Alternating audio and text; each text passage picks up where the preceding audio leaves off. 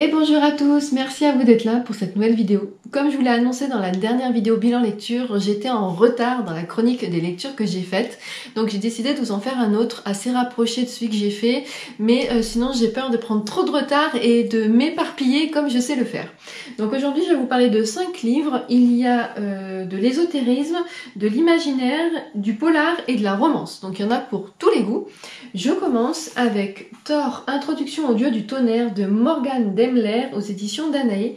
C'est un livre que j'avais dans ma pile à lire depuis 3 ans je crois à peu près, que j'avais acheté parce qu'en fait j'aime bien le personnage de Thor et après l'avoir découvert dans tout ce qui est culture populaire avec les Marvel, Avengers, je voulais savoir en fait connaître son origine on va dire.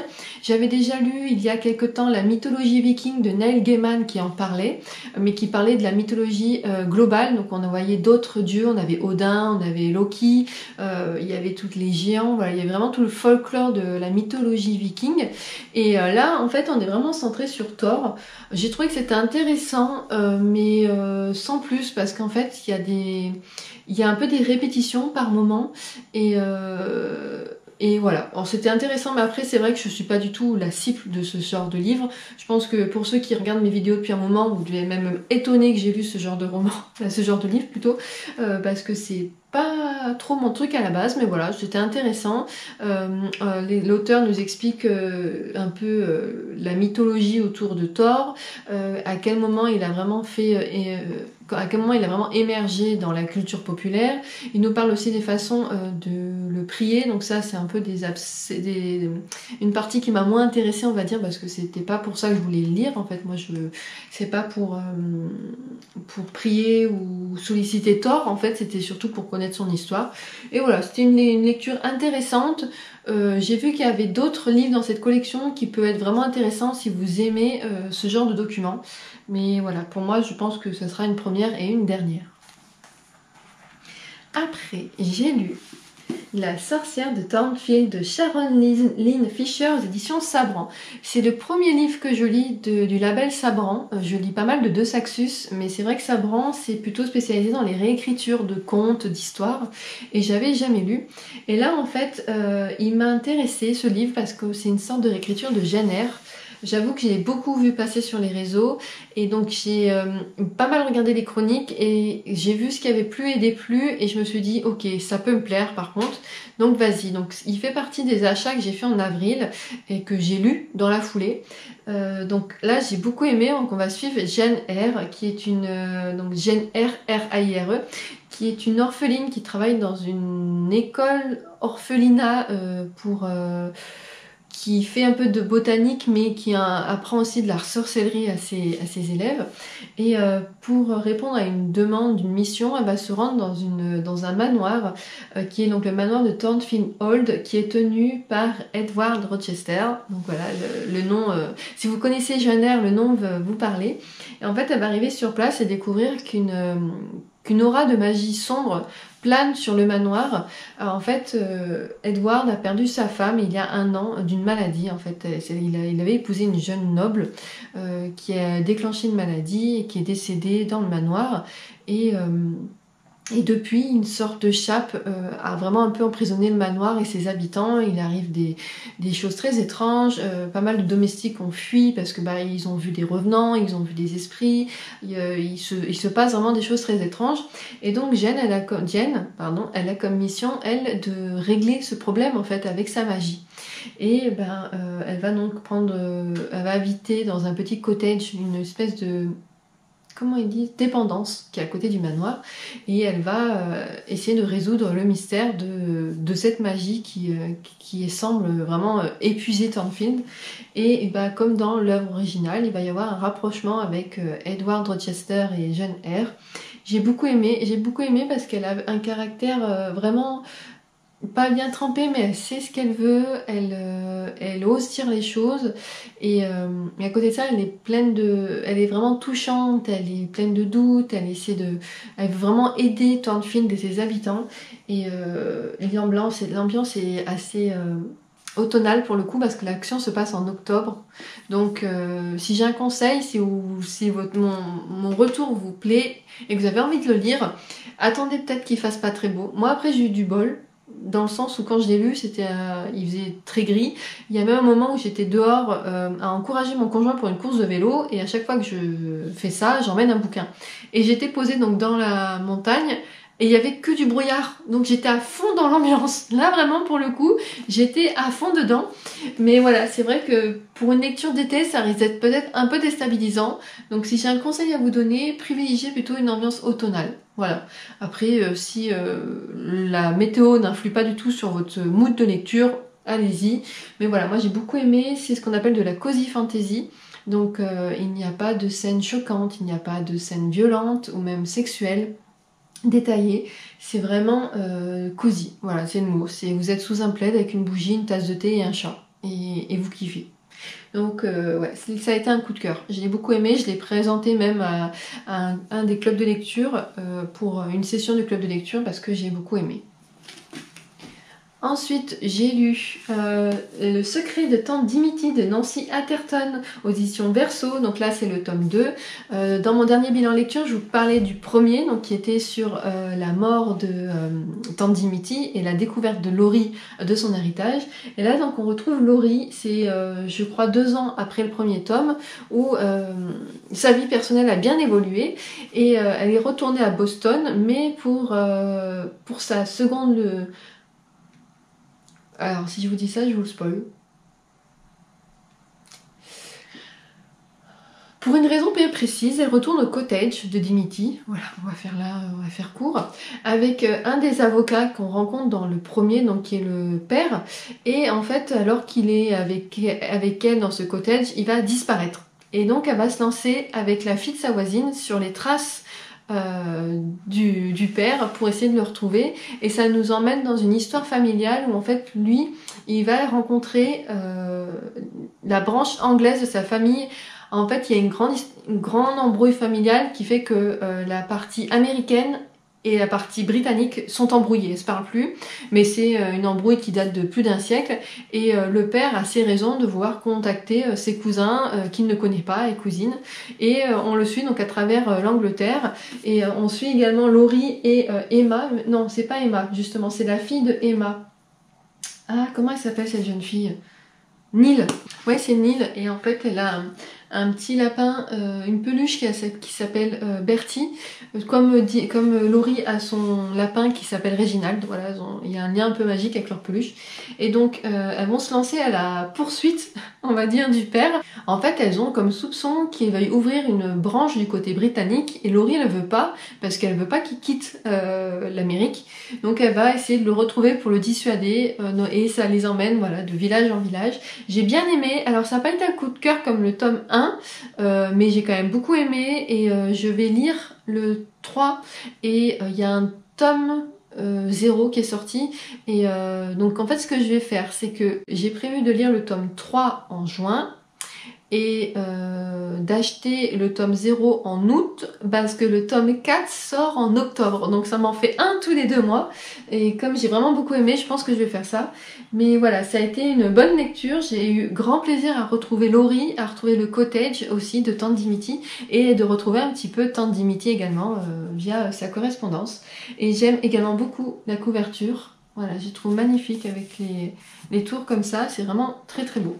Et là on est sur du cozy mystery, pareil, il n'y a rien de violent, c'est doux, c'est plus du mystère que de l'enquête, et voilà. C'est vrai que ces deux-là ce sont vraiment des lectures doudou et cocooning.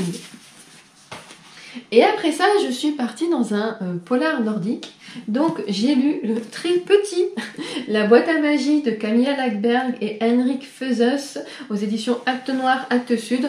Donc je l'ai lu en numérique, parce que très lourd. Actes Sud font des livres avec la qualité de papier est vraiment très bonne, ce qui fait que leurs ouvrages sont déjà un peu lourds de base, mais quand le livre en question fait 650 pages, c'est encore plus lourd.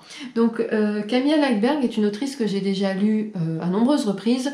J'ai lu la saga qu'elle a écrite avec le personnage d'Erika Folk et de Patrick Edstrom, qui se passe en Norvège si je me trompe pas. J'adore cette série. D'ailleurs il y en a un qui est sorti qui s'appelle Le Nid du Coucou. J'attends sa parution en poche pour le lire, parce que moi je les ai tous en poche, ceux de cette collection, sauf un que j'avais acheté en vide premiers en grand format. Mais sinon, je les ai tous en grand format, en petit format.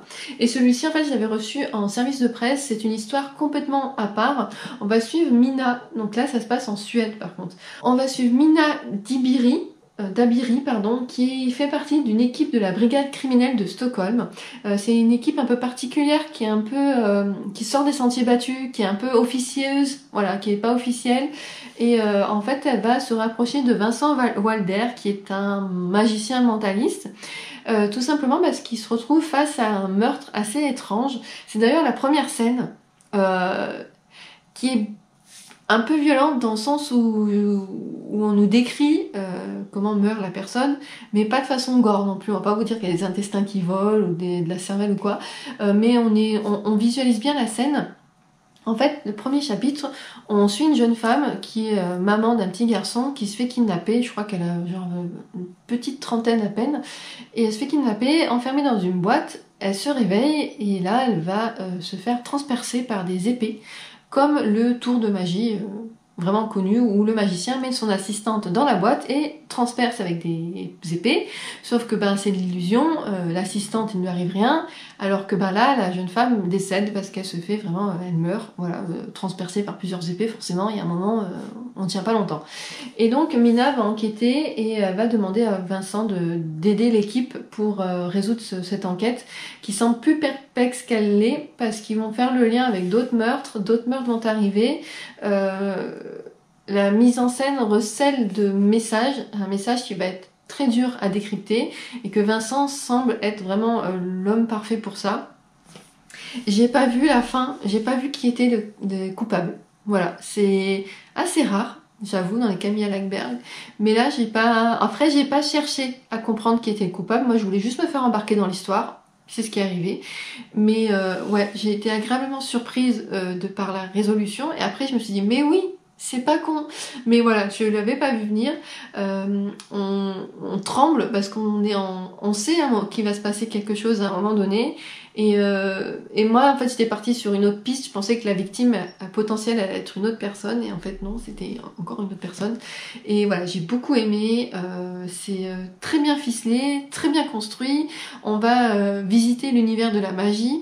Comme c'est bien le faire Camilla Läckberg, il y a une double temporalité. Donc, on est de nos jours et dans les années 80, je crois, si je me dis pas de bêtises. Ah voilà, 82. Dans une autre ville où on suit une mère avec ses 2 enfants. Et voilà, vraiment super bien, j'ai adoré. Il y a une suite qui est sortie qui s'appelle Le Culte, qui est disponible en poche. Je pense que je me l'achèterai prochainement parce que ça m'a fait vraiment beaucoup plaisir de retrouver la plume de Camilla Läckberg. Et je trouve que le duo avec Henrik Fezes fonctionne bien. Lui, je ne l'ai jamais lu, je sais pas si c'est la première fois qu'il écrit, mais je trouve qu'on ne se rend pas compte que c'est écrit à 4 mains et c'est vraiment très bien fait. Et enfin le dernier livre, donc là j'ai ma liseuse parce que je ne l'ai pas en papier, comme d'habitude je vous mettrai la couverture à côté. Donc il s'agit de A Witch Guide to Fake Dating Demon de Sarah Hawley aux éditions Rajo. Ouais, j'ai dû me le noter sur un post-it parce que le titre en anglais je m'en serais jamais rappelé. J'aurais fait un mélange, je l'aurais traduit plus ou moins en français alors que le titre est anglais. Donc là on va suivre 2 personnages, on va suivre une jeune femme qui est une sorcière mais qui est très puissante mais qui ne sait pas faire sa magie comme il faut. Elle a en fait un don avec la nature, avec les plantes, donc dans cet univers là elle y arrive parfaitement, c'est vraiment instinctif, elle n'a pas à réfléchir. Mais dans tout ce qu'il reste, par exemple invoquer des objets, déplacer des objets ou quoi, c'est très compliqué. Et ça lui pèse énormément parce que lors de sa naissance, sa mère a une prophétie comme quoi elle serait la sorcière la plus puissante de tous les temps. Et là en fait c'est un échec parce que tous ces enchantements foirent complètement. Pour preuve, en fait, là, elle va vouloir faire des muffins. Elle aime bien pâtisser et elle a plus de farine. Elle veut invoquer un paquet de farine. Donc, elle dessine son pentacle et tout sur sa table. Et en fait, elle invoque un démon. Voilà, parce qu'elle s'est trompée dans les termes. Et elle se retrouve avec le démon Osroth, qui est un bel homme, voilà, musclé, brun, ténébreux, qui a juste des cornes, voilà, qui dépassent. Et en fait, lui, il est là pour marchander son âme. Donc, il lui dit, tu veux que je te laisse tranquille? C'est simple, on fait un marché. Parce que tant qu'il n'y a pas de marché entre eux, et il ne pourra pas la laisser. Donc il devra toujours être à proximité d'elle. Même s'il le veut, ça serait pas possible parce qu'il y a une espèce de lien qui fait que quand il sent qu'il s'éloigne d'elle un peu trop, ça tire en fait. Il se sent vraiment obligé de se rapprocher d'elle, d'être dans son périmètre. Et ça va être le début d'une cohabitation un peu forcée. Et là où du coup on va partir dans le fake dating comme le dit le titre, c'est qu'en fait peu de temps après qu'elle ait fait ce sortilège qui est tombé à l'eau, sa mère se pointe chez elle et lui dit bah alors mais comment ça se fait que t'as un mec chez toi? Déjà, elle a eu le réflexe de lui mettre un bonnet pour pas qu'elle voie les cornes, parce que sa mère aurait tout de suite compris que c'était un démon. Et elle, en fait, pour se sortir de la panade, elle veut pas dire que c'est un sortilège qui a foiré, et elle veut pas non plus dire que c'est un mec comme ça qui est arrivé chez elle, donc elle va dire que c'est son petit copain. Et là, bah, du coup, ils vont devoir jouer le jeu, aller au fameux repas du dimanche avec cette mère qui est très oppressante et jouer le jeu, faire croire qu'ils sont en effet ensemble. Bon, bien sûr, c'est une romance, donc vous vous en doutez, ils vont finir par être ensemble. Elle va essayer d'apprendre à utiliser sa magie, lui il va l'aider. À côté de ça, il y a une question d'écologie qui est posée parce que la mère de la personnage principale et la mère de sa meilleure amie ont prévu de construire une sorte de spa, d'espace bien-être, mais qui va détruire une partie de la forêt et pas des lagunes, des petits plans d'eau. Et en fait il y a une manifestation dans la ville parce que les gens ne veulent pas qu'il y ait ça, qu'ils veulent pas détruire l'écosystème. Donc il y a aussi une notion de protection de l'environnement. En plus de ça, c'est vraiment accentué chez le personnage principal. J'ai oublié son prénom, donc je vais pas faire semblant, je sais plus son prénom. Et c'est vraiment accentué chez elle parce qu'elle a vraiment un fort lien avec la nature. Donc on a cette notion-là à côté. Il y a bien sûr le malentendu qui fait qu'ils vont se séparer pour mieux se retrouver. Mais voilà, ça a été une lecture romance très agréable. C'est chez Rajo, mais c'est pas young adulte. En fait, c'est le premier roman, je crois, qui fait partie de leur label adulte, new adulte. Ça a été agréable, mais ça n'a pas été une lecture... c'est pas un coup de cœur, je pensais que j'allais vraiment aimer et en fait je suis contente de l'avoir lu en numérique et pas de l'avoir pris en papier parce que clairement déjà je l'ai lu trop vite pour l'avoir en papier. C'est pour ça que la romance, j'hésite à chaque fois à les acheter en grand format parce que je sais que j'ai une boulimie quand je lis ces livres, c'est que j'ai du mal à poser le livre, il faut que je lise, ce qui fait que c'est lu très vite et quand j'ai mis 20 € dans un livre, c'est un peu dommage de le lire en 3 jours, même si c'est génial, hein, mais je préfère le prendre du coup en numérique. Et j'ai bien fait pour le coup parce que je suis pas sûre que j'aurais été contente de mon achat dans le sens où j'aurais été un peu déçue de le garder. Mais voilà, ça a été une lecture quand même détente qui a bien fait redescendre le stress après cette pavasse qui était quand même très prenante. J'avais besoin de toute façon de lire une lecture plus cool, plus calme, plus pleine de belles choses ondes, pas où des gens se font transpercer par des épées, voilà, très clairement. Donc ça a fait le job et c'était tout ce que je lui demandais.